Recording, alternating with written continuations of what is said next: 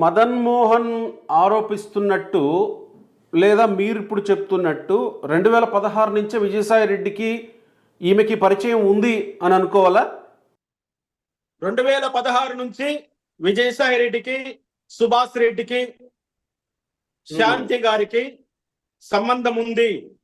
అప్పటి నుంచి ఆమెకు అక్రమ సంబంధం ఉంది. అప్పటి నుంచి అక్రమ సంబంధం ఉంది. 2000 అలా మీరు మీరు మీరు ఒక మహిళ మీరు ఒక మహిళా అధికారిని నేరుగా అక్రమ సంబంధం అని సంబోధిస్తున్నారు, ప్రస్తావిస్తున్నారు. దానికి నేను దానికి బాధ్యుణ్ణి. ఒకవేళ వాళ్ళు నా మీద కేసు పెడితే నేను దాన్ని ఎదుర్కొంటా. రాత్రి ఆవిడ ప్రస్తావించింది కూడా అదే. నేను ఒక గిరిజన మహిళను కాబట్టి నా మీద అని చెప్పి ఒక క్యాస్ట్ కార్డు తీసుకొచ్చారు. ఈరోజు విజయసాయి రెడ్డి కూడా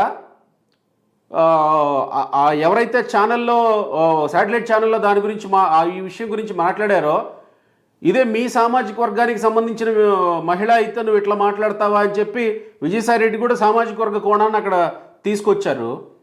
ఇక్కడ నేరుగా అంటే నా ప్రశ్న ఏంటంటే ఇక్కడ సార్ నా ప్రశ్న ఏంటంటే, మీరు కూడా ఒక జడ్జిగా చేసినటువంటి వ్యక్తిగా, ఇంకా మీరు సర్వీస్లో కొనసాగుతున్నటువంటి వ్యక్తిగా, సరే సస్పెన్షన్ ఒక ఇది ఉంది, అది వేరే విషయం. కానీ మీరు కూడా ఇలా అక్రమ సంబంధం అని మాట్లాడడాన్ని మీరు సమర్థించుకుంటారా అంటున్నా? 100% నేను సమర్థించుకుంటాను. ఎందుకంటే వెట్లాక్ పెళ్లి చేసుకుని భార్యాభర్తలు చేసేది సంబంధం. ఒక వ్యక్తిని పెళ్లి చేసుకొని ఇంకో వ్యక్తితో సంసారం చేసేది అక్రమ సంబంధం. ఆమె ఎంతకు ఆమె ఒప్పుకునింది. నాకు పుట్టిన బిడ్డ ఫలానా వాళ్ళకు పుట్టిందని రికార్డెడ్ గా రాసుకునింది. ఇప్పుడు ఆ సంబంధాన్ని నేను అక్రమ సంబంధం అనక పవిత్ర సంబంధం అనాల్సి వస్తుందా? అంటే మీరు అనేది సుభాష్ రెడ్డి గురించి.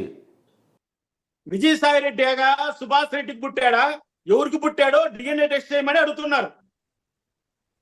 విజయసాయి రెడ్డికి పుట్టింటే విజయసాయి రెడ్డికి పుట్టినట్లు లెక్క, లేదా సుభాష్ రెడ్డికి పుట్టింటే సుభాష్ రెడ్డి పుట్టినట్లు లెక్క, లేదా మదన్ మోహన్ రెడ్డి పుట్టింటే మదన్ మోహన్ రెడ్డి పుట్టినట్లు లెక్క. మీరు ఎవరి దగ్గర ఆమె ఎవరు కన్నిందో ఆమె మాత్రమే చెప్పగలుగుతుంది. నేను ఎవరి దగ్గర పండుకుంటే నాకు ఈ కడుపు వచ్చిందో ఆమె మాత్రమే చెప్పగలుగుతుంది. అది అక్రమ సంబంధమే. అక్రమ సంబంధాన్ని నేను అక్రమ సంబంధం అని సంబోధిస్తున్నా.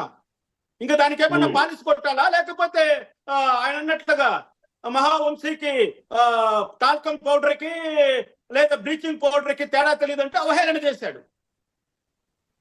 మీరు ఇప్పుడు ఏం కొట్టాలి వాడి మొక్కన?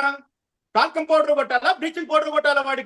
వాడు ఏమంటున్నాడు డైరెక్ట్ గా, ఒక కమ్మ సామాజిక వర్గం మహిళ అయితే మీరు ఈ విధంగా చేయగలరని అడిగాడు. అంటే ఏంటి? ఒక కమ్మ కులాన్నే నువ్వు అంత దారుణంగా ఎందుకు మీరు టార్గెట్ చేస్తున్నారు? పైగా ఆయన అధికారంలో ఉన్నప్పుడు ఏం చెప్పాడు? చంద్రబాబు నాయుడు కమ్మ కులస్తులకు 25 మంది డిఎస్పీలను ప్రమోషన్ ఇచ్చాడని చెప్పాడు ఆ రోజుల్లో. మీరే డిబేట్ చేశారు, మీరు నేను కూడా. సరే అంటే అది వేరే డిబేట్లే. కానీ వాస్తవానికి ఈరోజు విజయసాయి రెడ్డి మాట్లాడింది అయితే డెఫినెట్గా సామాజిక వర్గానికి సంబంధించి మాట్లాడాడు. ఆయన విషయంలో క్లారిటీ ఒక్క విషయమే మాట్లాడినా, మిగతాదంతా మీడియా మీద, సామాజిక వర్గం మీద పడ్డాడు. ఒక ఆదివాసి మహిళకు ద్రోహం చేసిన కులం ఏది?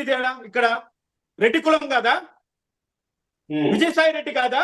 సుభాష్ రెడ్డి కాదా? తెలిసి ఇప్పుడు మహావంశీ దాన్ని బయటకు తీసుకొచ్చాడు. ఏబిఎన్ వాళ్ళు ప్రచారం చేశారు, టీవీ5 వాళ్ళు ప్రచారం చేశారు. They are only telecasting. ఒక కంప్లైంట్ ఇచ్చిన వ్యక్తి గురించి అందులో ఉన్న బాధాబాధ్యాలు ప్రజలకు తెలియజేశారంటే వాళ్ళు. కానీ ఆ ఆదివాసి మహిళను మీ ఇష్టం వచ్చినట్లు వాడుకొని అమ్మాయికి ద్రోహం చేసింది ఎవరు?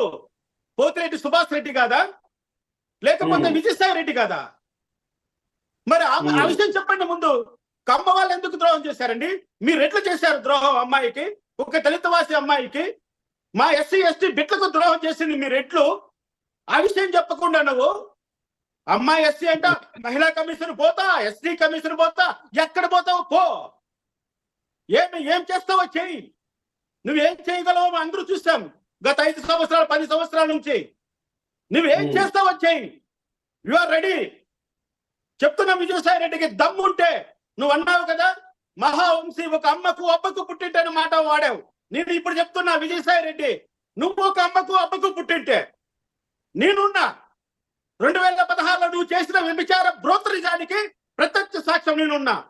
చేసుకుందాం రా ఢిల్లీ వీధుల్లో, మరొక్కసారి ఢిల్లీకి వెళ్దాం రా. నీకు దమ్ముంటే నీకున్న ఎంపీ పదవిని అడ్డు పెట్టుకొని నువ్వు చేసిన అరాచకాలన్నీ ఇన్ని కాదు. మేము సిద్ధంగా ఉన్నాం. ఈ రోజు దొరికావు, నువ్వు వదిలిపెట్టేది లేదు నిన్ను.